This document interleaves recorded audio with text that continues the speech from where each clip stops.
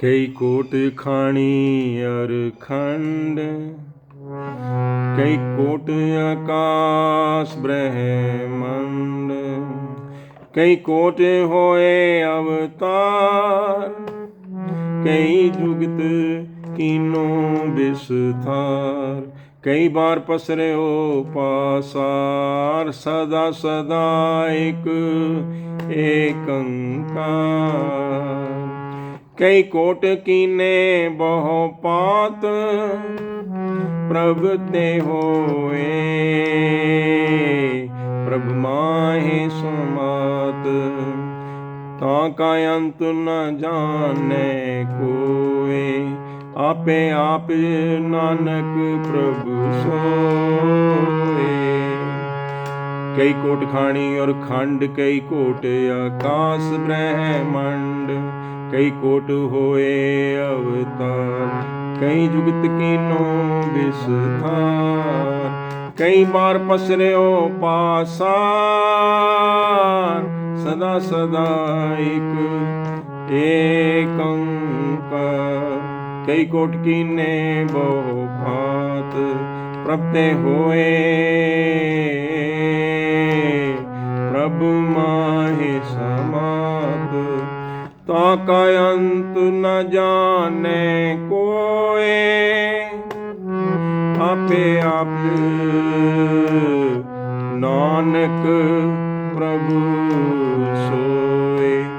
ताका अंत न जाने कोय, आपे आप नानक प्रभु सोए। वाहिगुरु जी का खालसा, वाहिगुरु जी की फतेह। कीर्तन कथा की श्रृंखला में आपका स्वागत है। हरि जस गायन करते हुए, हरि नाम गुण गायन करते हुए गुरु जी उपदेश करते हैं। कई कोट खानी और खंड, कई कोट आकाश ब्रह्मांड। प्रभु की रचना बहुत विशाल है भाई। कई कोट खानी और खंड, हम कहते हैं ना, अंड जेरस सेतज उत्पुज, इस तरह से जीव पैदा होते हैं। जैसे अंडे से पैदा हुए और जिस तरह से मनुष्य पैदा होते हैं, या बीज से जैसे पौधे, और कितने हम 4 तरीके कहते हैं ना, कई करोड़ तरीके हैं। क्योंकि ब्रह्मांड कोई एक थोड़ी है। हम तो ब्रह्मांड के एक हिस्से में रह रहे हैं ना, वो भी एक धरती में। ऐसे ब्रह्मांड न जाने कितने हैं, कई कोट हैं, करोड़ हैं। कई कोट आकाश ब्रह्मांड, कई कोट हुए अवतार, और जन्म लेने वालों में अवतार भी कोई एक थोड़ी है, कई करोड़ हैं। कई जुगत कीनो विस्तार, और ये जो संसार की रचना और विस्तार है ना, वो भी किस किस तरीके से होता है। जो जुगती है ना, जिस तरीके से होता है, उनकी गिनती कई जुगत, एक नहीं है, कई तरीके हैं। कई बार पसरे पासार, और ये जो पसारा पसरता है उसके बाद फिर सिमट भी जाता है और फिर से ये पसारा पसरता है। ऐसा भी कई कई बार हुआ है। सदा सदा एक ओंकार, लेकिन वो एक ओंकार का जो स्वरूप है ना, वो हमेशा एक सा रहा है। वो प्रभु हर एक रचना में रहा है, अपनी रचना में। ये प्रभु की लीला है।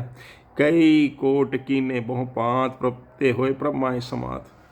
कई करोड़ उत्पन्न होते हैं। जैसे सागर की लहर में कितनी बूंदें और लहरें ऊपर आती हैं, फिर सागर में ही समा जाती हैं। कई कोट कीने बहु पात, बहुत सारे उत्पन्न हुए हैं, और कई अलग अलग तरीक़ों से उत्पन्न हुए हैं। प्रभु से हुए हैं और प्रभु में ही समा जाते हैं। ताका अंत न जाने कोय, आपे आप नानक प्रभु सोए। ऐसे प्रभु, विशाल प्रभु का किसी ने अंत नहीं जाना है। वह स्वयं ही अपने आप को जानता है। अब जब हम प्रभु की विशालता का स्मरण करते हैं ना, तो फिर हमें एहसास होता है कि जो हम जिस अहंकार को, गुरूर गुमान को, है ना, हम लिए बैठे हैं, उसकी क्या औकात है, उसकी कोई जगह नहीं है। हमें महसूस होता है कि इतने विशाल प्रभु के सामने हम कितने तुच्छ मात्र हैं।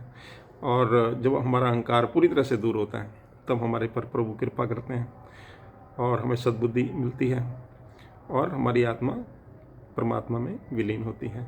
सो प्रभु दया करें, हमारे पर भी ऐसी कृपा हो।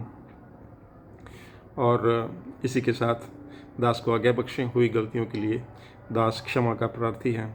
अरदास करें कि आगे भी ये कीर्तन कथा की श्रृंखला इसी तरह से चलती रहे। वाहिगुरु जी का खालसा, वाहिगुरु जी की फतेह।